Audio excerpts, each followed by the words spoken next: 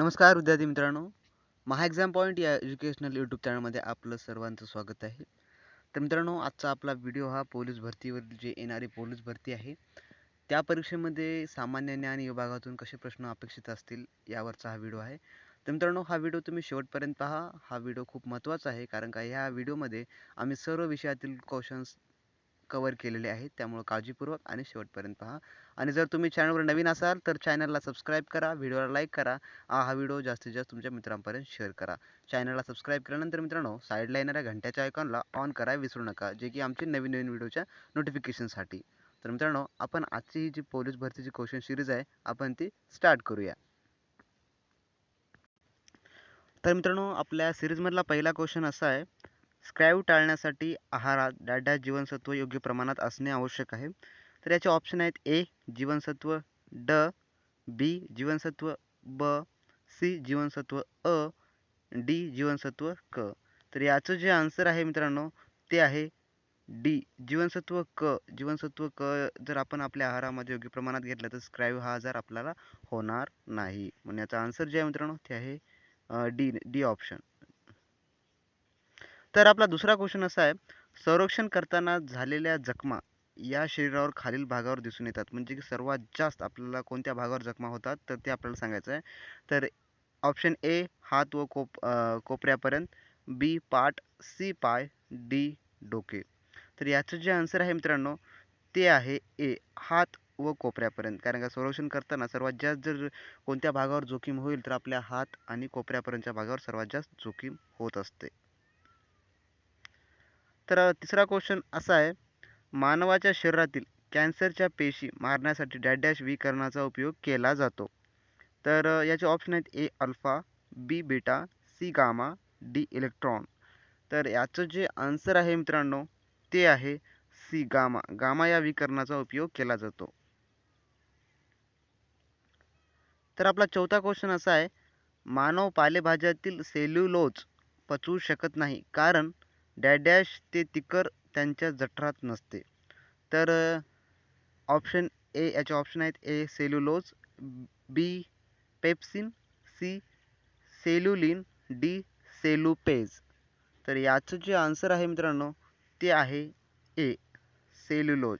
Cellulose हे तिखर त्यांच्या जठरात नसते म्हणून ते पचवू शकत नाही. तर आपला पाचवा क्वेश्चन असा आहे, क्षारयुक्त जमिनीत वाढणाऱ्या वनस्पतीला काय म्हणतात. तर याचे ऑप्शन आहेत: ऑक्झिलोफाइट्स, बी हेलोफाइट्स, सी सायक्रोफाइट्स, डी लिथोफाइट्स. तर याचं जे आन्सर आहे मित्रांनो ते आहे बी हेलोफाइट्स असं म्हणतात क्षारयुक्त जमिनीमध्ये वाढणाऱ्या वनस्पतींना. तर आपला सहावा क्वेश्चन असा आहे की वनस्पती त्यांच्या वाढीस दिवस व रात्रीच्या काळाला प्रतिसाद देत असतात त्यास काय म्हणतात. तर याचे ऑप्शन आहेत: ए प्रकाशवधी प्रभाव, बी प्रकाशीय श्वसन, सी बाष्पोत्सर्जन, डी पानाद्वारे बाष्पोत्सर्जन. तर याचं जे आन्सर आहे मित्रांनो ते आहे ए प्रकाशवधी प्रभाव असे म्हणतात वनस्पती त्यांच्या वाढीस दिवस व रात्रीच्या काळाला. तर आपला सातवा क्वेश्चन असा आहे, वेगळा शब्द निवडा.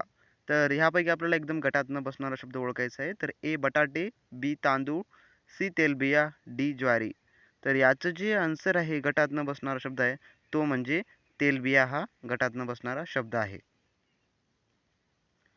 तर आपला आठवा क्वेश्चन असा आहे, एडस हा एक डॅश डॅश रोग आहे.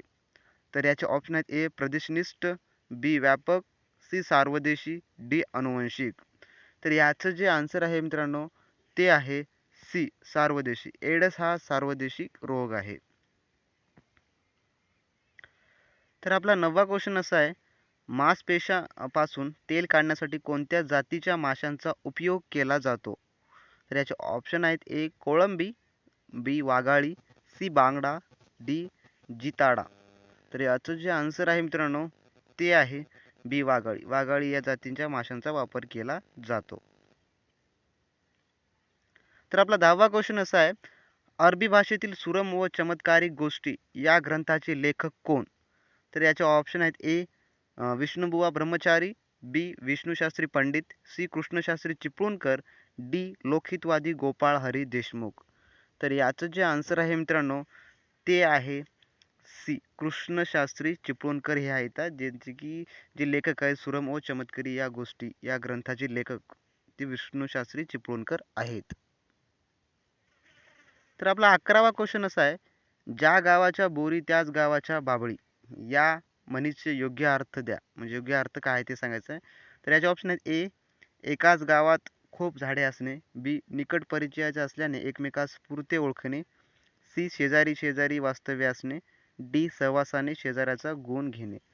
तर याचं जे आन्सर आहे मित्रांनो ते आहे बी निकट परिचयाचे असल्याने एकमेकास पुरते ओळखणे या म्हणीचा अर्थ असा होतो. तर मित्रांनो 12वा क्वेश्चन आपला असा आहे, भारतातले दुसरे रॉकेट लॉन्च पोर्ट कोणत्या राज्यात तयार केले जाणार आहे. तर याचे ऑप्शन आहेत ए महाराष्ट्र, बी गुजरात, सी तामिळनाडू, डी राजस्थान. तर याचं जे आन्सर आहे मित्रांनो ते आहे सी तामिळनाडू. तामिळनाडू या राज्यामध्ये तयार केले जाणार आहे भारतातील दुसरे रॉकेट लॉन्च पोर्ट. तर आपला 13वा क्वेश्चन असा आहे, भारताने अवकाशात सोडलेला पहिला उपग्रह कोणता. तर याचे ऑप्शन आहेत A Luna, B Aryabhata, C Rohini, D Apple. तर याचं जे आन्सर आहे मित्रांनो ते आहे बी आर्यभट्ट हे भारताने पहिलं सोडलेलं उपग्रह आहे. तर आपला 14वा क्वेश्चन असा आहे, खालीलपैकी कोणती नदी पश्चिम वाहिनी नाही. तर याचे ऑप्शन आहेत ए वैतरणा, बी तानसा, सी कोयना, डी शास्त्री. तर याचं जे आन्सर आहे मित्रांनो ते आहे सी कोयना. कोयना नदी ही पश्चिम वाहिनी नाही.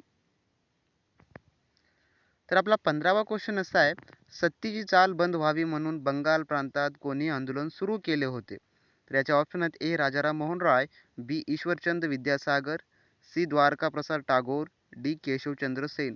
तर याचं जे आन्सर आहे मित्रांनो ते आहे ए राजाराम मोहन राय यांनी सुरू केले होते. तर मित्रांनो आपला 16वा क्वेश्चन असा आहे, भिलाई येथे लोहपोलाद कारखान्याची निर्मिती ही डॅश डॅश पंचवार्षिक योजनेची निष्पत्ती आहे. तर ती कितवी पंचवार्षिक योजना हे आपल्याला या ऑप्शनमध्ये निवडायचं आहे. त्याचे ऑप्शन आहेत ए पहिली पंचवार्षिक योजना, बी दुसरी, सी तिसरी, डी चौथी. तर याचं जे आन्सर आहे मित्रांनो ते आहे बी दुसऱ्या पंचवार्षिक योजनेची निष्पत्ती आहे. तर आपला 17वा क्वेश्चन असा आहे, अनुशीलन समितीची स्थापना कोणी केली. तर याचे ऑप्शन आहेत ए अरविंद घोष, बी नरेंद्र भट्टाचार्य, सी भूपेंद्र दत्त, डी वीरेंद्र घोष. तर याचं जे आन्सर आहे मित्रांनो ते आहे बी नरेंद्र भट्टाचार्य यांनी अनुशीलन समितीची स्थापना केली. तर आपला 18वा क्वेश्चन असा आहे, जैतापूर जवळ माडबन येथे कोणता ऊर्जा प्रकल्प उभा राहतो आहे. तर याचे ऑप्शन आहेत ए समुद्र लाटावर आधारित, बी अणुऊर्जा, सी सौर ऊर्जा, डी औष्णिक ऊर्जा. तर याचं जे आन्सर आहे मित्रांनो ते आहे बी अणुऊर्जावर आधारित प्रकल्प उभा राहत आहे.